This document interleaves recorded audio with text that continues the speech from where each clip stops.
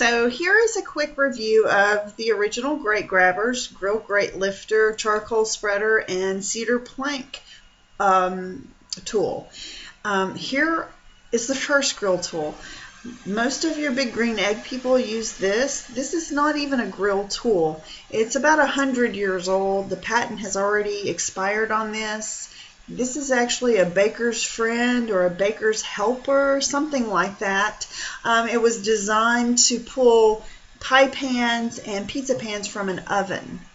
This is the Steven Reichlin grate mover, grate lifter.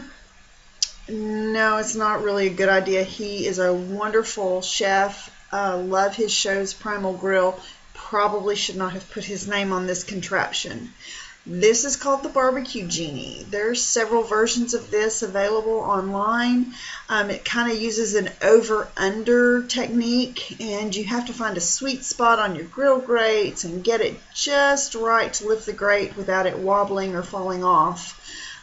Grate grabber, it's simple, it's just the big behemoth, it's easy to use, it's not really pretty, but it's effective. So I'm working with a cold grill, and you will see why very quickly. My favorite tool, and I just keep coming back to this one, I want to make it work, I want to work it, but I just can't. It is a one-handed job, and it seems like it would be so convenient and so easy to use, but I can't seem to find the sweet spot. I can't get the over-under technique going.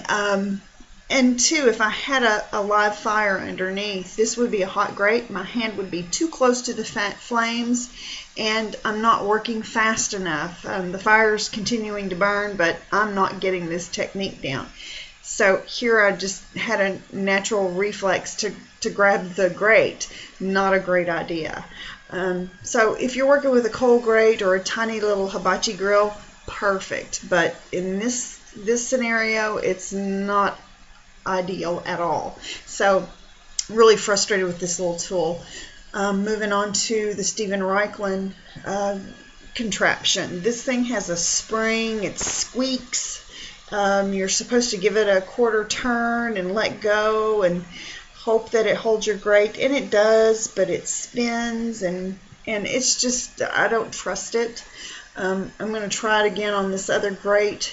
Just pretend it's hot, and if it were hot, I wouldn't probably move it too far in one direction, especially over the ground if I had small pets or children around. Not ideal. And now just moving in with the pie pan or cake pan lifter.